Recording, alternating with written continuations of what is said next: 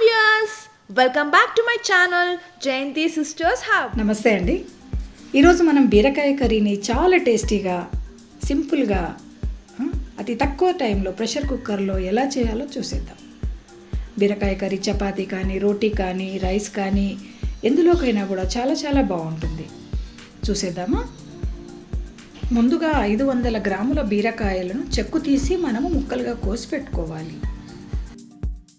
ఉల్లిపాయ ముక్కలు, పచ్చిమిర్చి ముక్కలు, వేయించి పొడి చేసుకున్న పల్లీల పొడి, కరివేపాకు, పుదీనా, పోపు గింజలు ఇవన్నీ కూడా మనం సిద్ధంగా ఉంచుకుందాం. స్టవ్ పైన ప్రెషర్ కుక్కర్ పెట్టి అందులో ఆయిల్ వేసి పోపు గింజలు వేసి వేగనివ్వాలి. అందులో మనం పచ్చిమిర్చి ముక్కలు, ఉల్లిపాయ ముక్కలు కూడా వేసి వేయించుకోవాలి.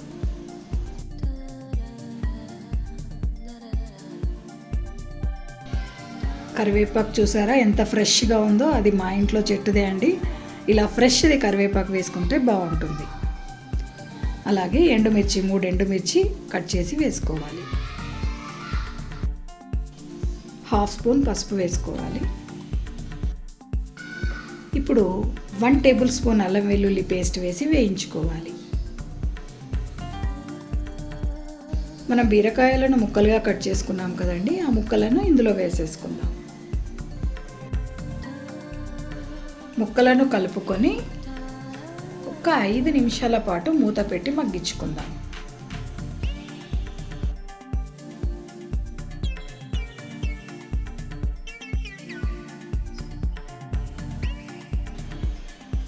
ఇప్పుడు ఇందులో ఒక పెద్ద స్పూన్ కారం పొడి, 1 టేబుల్ స్పూన్ ధనియాల పొడి వేసుకొని కలుపుకుందాం.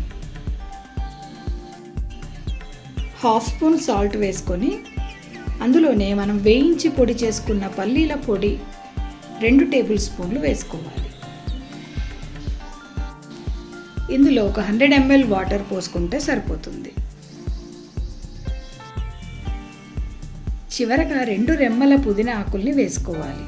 పుదీనా చూసారా అండి ఎంత ఫ్రెష్గా ఉందో? ఇది కూడా మా ఇంట్లోదే. ఇప్పుడు ప్రెషర్ కుక్కర్ మూత పెట్టేసుకొని 3 విజిల్స్ రానివ్వాలి.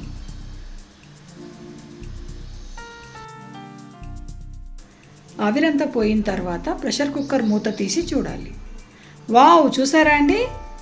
ఎంతో యమ్మీగా ఉండే టేస్టీ అయిన బీరకాయ కర్రీ రెడీ అయిపోయింది. దీన్ని ఇప్పుడు మనం సర్వింగ్ బౌల్లోకి తీసేసుకుందాం. చూసారా అండి? ఈ కర్రీ నేను మా అమ్మ ద్వారా నేర్చుకున్నానండి. చాలా చాలా బాగుంటుంది. మా అమ్మ ఎక్కువగా చపాతీ బీరకాయ చేసి పెట్టేది మాకు చిన్నప్పుడు. మీరు కూడా ఈ కర్రీని ట్రై చేస్తారు కదా? ట్రై చేయండి, ఎంజాయ్ చేయండి. ఈ వీడియో మీకు నచ్చినట్లయితే లైక్ చేయండి, షేర్ చేయండి, మా ఛానల్ని సబ్స్క్రైబ్ చేసుకోండి.